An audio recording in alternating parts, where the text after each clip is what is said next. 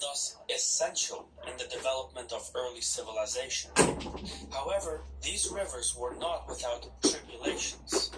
Since no dams or reservoirs were controlling the water flow, seasonal flooding was a regular occurrence, damaging properties and crops on the riverbanks. Starting in the 1970s, however, the situation reversed. Instead of floods, a scarcity developed. Less and less water flowed into Iraq. Today, the water crisis spans the length of the country. In 2023, the Mosul Dam, which is the largest dam in Iraq with a total storage capacity of 11 billion cubic meters, reached its lowest level since its commission in 1986. If water levels keep declining, the adjacent Mosul Lake will dry up within a few years. Some 1.7 million residents nearby will be left without power and water for crop irrigation. Meanwhile, the Dukan Dam has seen its capacity drop from 7 billion to just 2 billion cubic meters of water. More than 3 million people in the vicinity rely on this dam for their daily freshwater needs. The nearby Darbandakan Dam isn't doing much better. Its water level has dropped by 7 meters, and the dam only operates at a third of its capacity. The decline in water resources has affected all avenues of society. Fishing, agriculture, and industrial output are down, but the situation is even worse in Iraq's south. As the water flows downward, much of its quantity and quality is lost. Iraqi cities and towns in the center depend heavily on the Tigris and Euphrates for water, all the more so in recent years with precipitation levels 40% below average. What's more, by the time the water flow reaches the southern parts of Iraq, waste from outdated industrial and agricultural infrastructure ends up in the riverbeds themselves, causing massive health risks. In 2018, for instance, some 118,000 people were hospitalized in Basra due to symptoms related to water pollution. Years later, in 2023, the UN Development Programme found that the salinity levels at the confluence of the Euphrates and Tigris near Basra measured at 10 times higher than acceptable World Health Organization standards. Meanwhile, still in the south, as water levels have declined, seawater from the Gulf has taken its place, intruding nearly 190 kilometers northward. This environmental degradation is destroying the Mesopotamian marshes, a wetland area located on the floodplains of the Euphrates and Tigris rivers. The region is home to a vast biodiversity of endangered species, not to mention a distinct local culture that is one of a kind. But this entire ecosystem is now at risk of extinction. Frankly, the outcome of all these factors is that Iraq's twin rivers are dying. It could happen as early as 2040, according to the Ministry of Water Resources. If these rivers die, Iraq is likely to die. Build your website today with GoDaddy Web Hosting Plan. Fast with them. Baghdad's misfortune is that it sits at the bottom of the river basin. About 90% of the water that flows through the Euphrates River originates from the mountains in Anatolia, Turkey. For the Tigris, Turkey's share sits at 45%.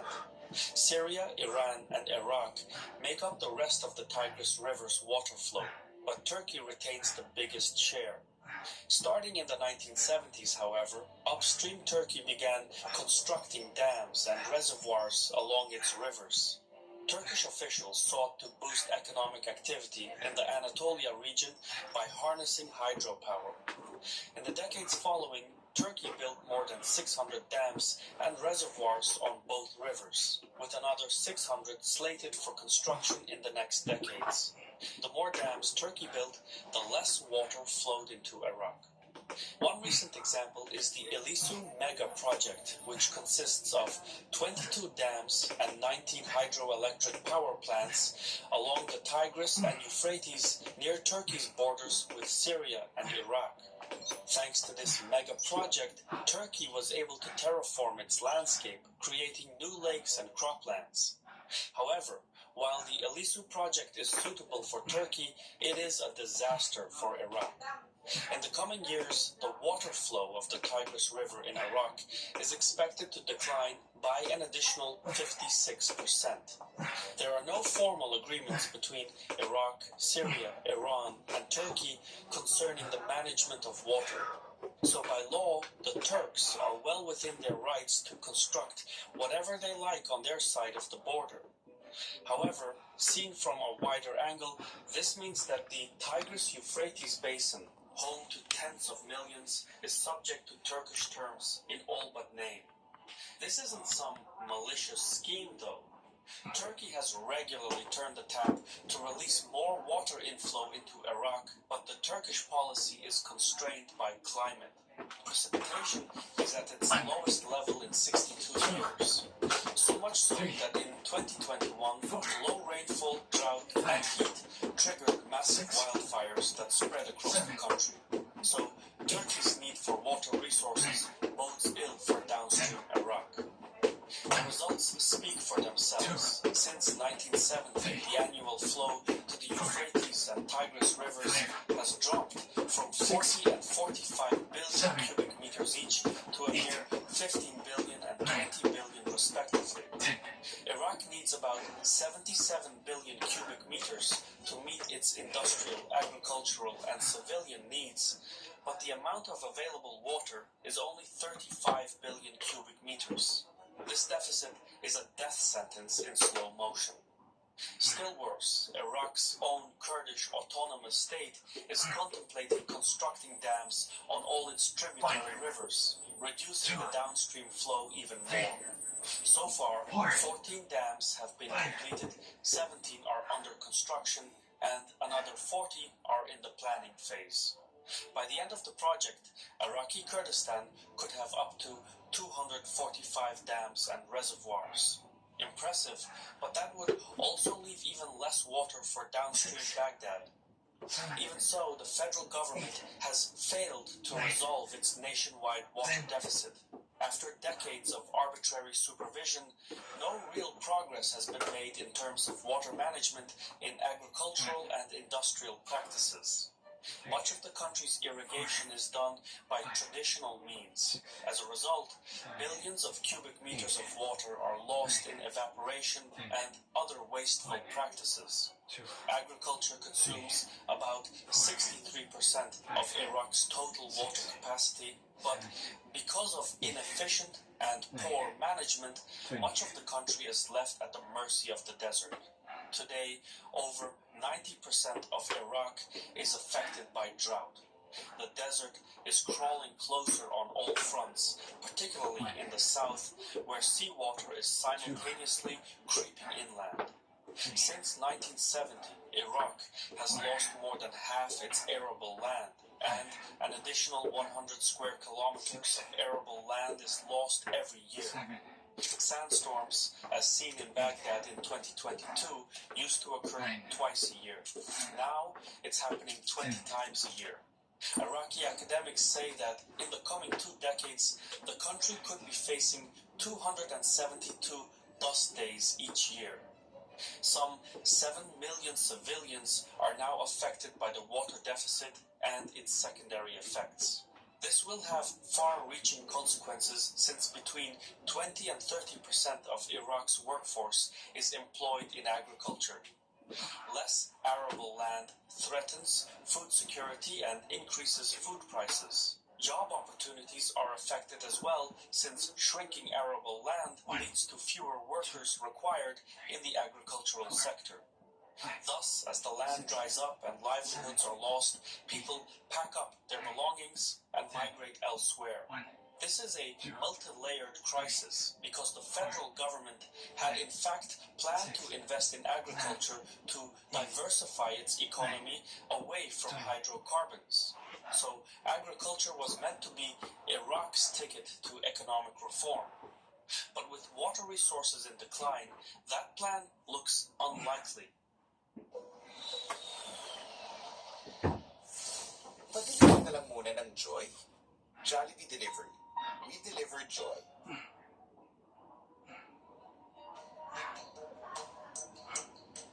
Iraq's existential crisis is not exclusively confined to its boundaries. Sitting in the center of the Middle East, instability in Iraq would seep into the periphery and trigger a wave of radicalization and extremism. There are too few democratic and institutional avenues available to address the complications ahead. Iraq's crisis, therefore, is the world's problem.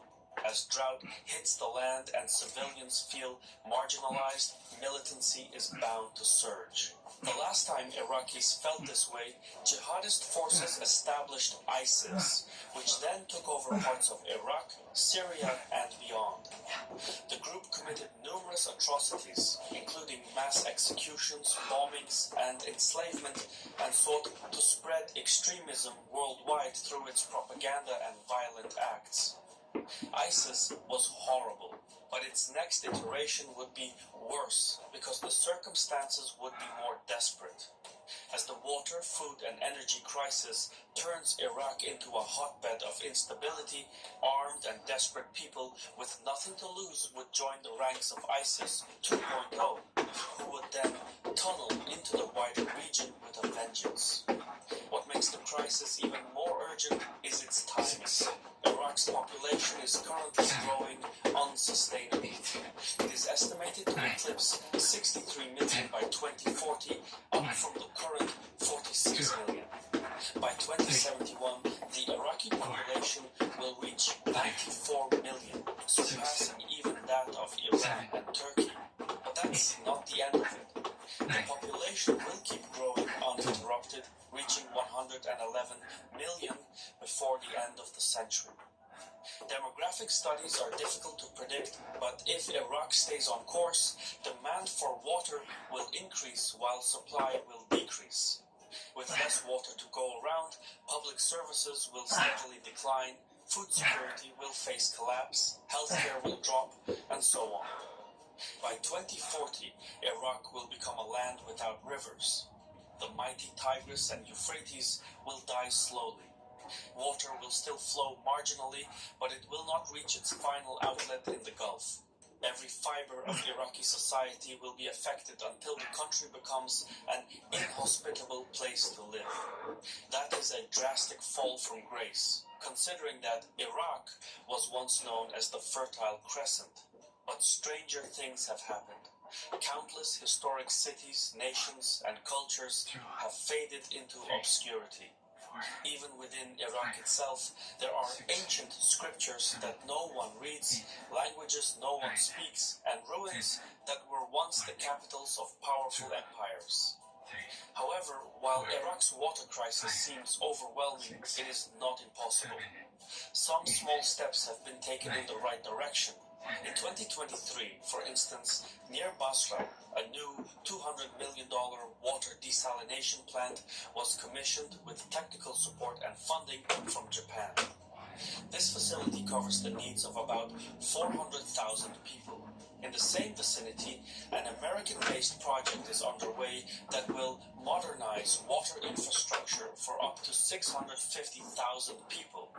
Meanwhile, China is negotiating the construction of additional desalination plants to meet the needs of millions more.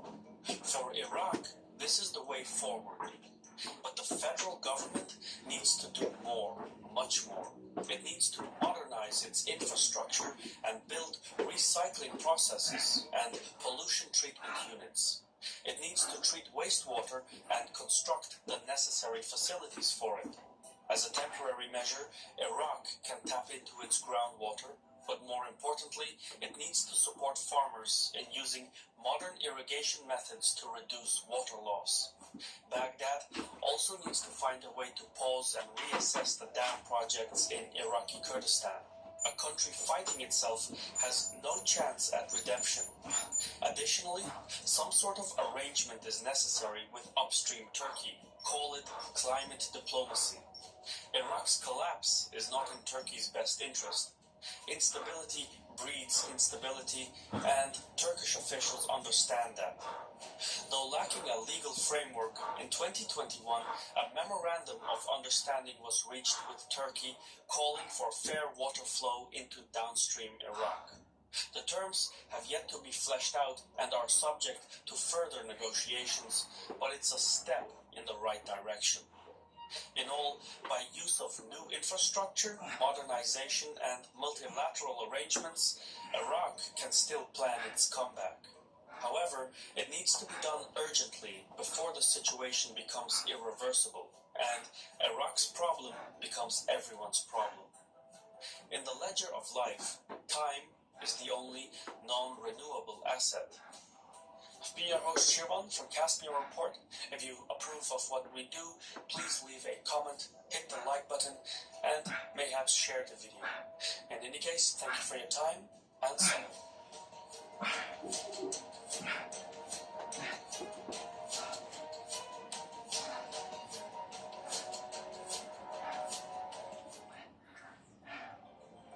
How do you hack something? Now, we all know the answer. You sit by the computer and bash the keyboard. Some numbers and symbols fly across.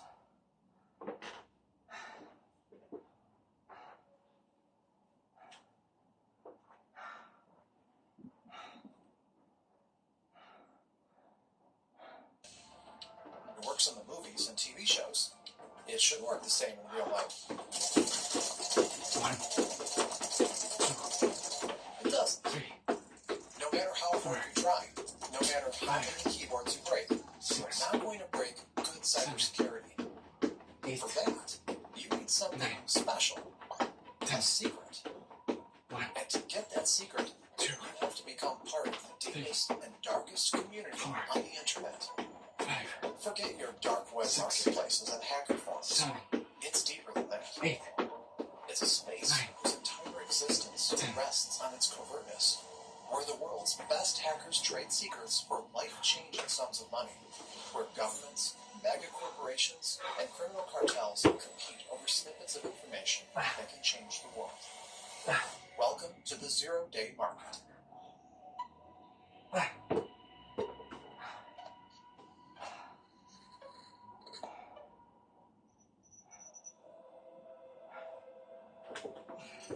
You're standing in front of a high and strong wall.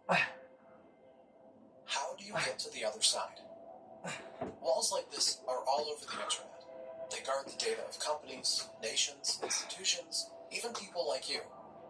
When somebody purchases a gadget or an app, the wall is included in the price. People are paying for not getting hacked. But how do you hack things then? How do you get to the other side of that wall? Smaller walls can be scaled or broken through. That's what things like SQL injections and DDoS do. Most walls have an even easier access, just talking your way in. That's called social engineering. But for some, even the strongest brute force or the cleverest infiltration is not going to work. You need a better way in. You come closer and inspect the bricks. Maybe one of them is cracked or protrudes just enough to give you a foothold. Maybe it can be moved to reveal a secret passage. Windows 10 and Mac OS X, some of the most popular operational systems out there, have around 80 million lines of code. If each line was a brick, you could build nearly 300 miles of wall with them. 300 miles, 80 million bricks. What's the chance that one of them has a flaw? In the code, a flawed brick is a bug, a vulnerability that can be used and exploited, a hole in the system you can slip through. The companies that build walls don't want flawed bricks. The income of those companies depend on shipping a secure product. They have entire departments dedicated to finding flaws in the code and pay hefty sums of money to anyone who can reveal a bug. And whenever a company finds a vulnerability in its software, it issues a patch, a fix that replaces the brick and removes the vulnerability. So, the importance of a security flaw is measured by how long ago it was discovered. Week-old bugs are as good as patched. 2 or 3 days old ones are probably being exploited by every wannabe hacker out there, and the patch is already on the way. But if a company has no idea a bug exists, in other words, if it had known about a bug for 0 days, it's a whole other story. A useful 0 day is the holy grail of hacking, a secret vulnerability that can be exploited to breach the security of a device, or an app, or an entire network. Not only are you slipping right through the wall, nobody even suspects you're doing it. But good 0 days are hard to come by. To find one, you have to be better at spotting flaws than every single engineer hired by the wall-building company.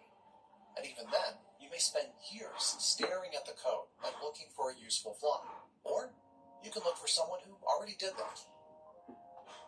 This is BugTrack, a mailing list that dates back to the early 90s, and the place you can find thousands of what used to be 0 days. For a long time, hackers really had very little interest in money. And in the beginning, when they would find 0 day exploits, and when I say the beginning, I'm talking about mainly the 90s, they would go to the companies that had written this sloppy software, like HP, Oracle, Microsoft, Sun Microsystems, and they would say, hey, I found this bug in your software. It's a 0 day. By the way, this is Nicole Perloff. She's a New York Times journalist who spent years investigating the 0 day marketplace, and a lot of what we know about its history comes from her reporting. To create this story, we reached out to experts like her, who have actual hands-on experience. Finding and contacting them is a bit more difficult than it looks.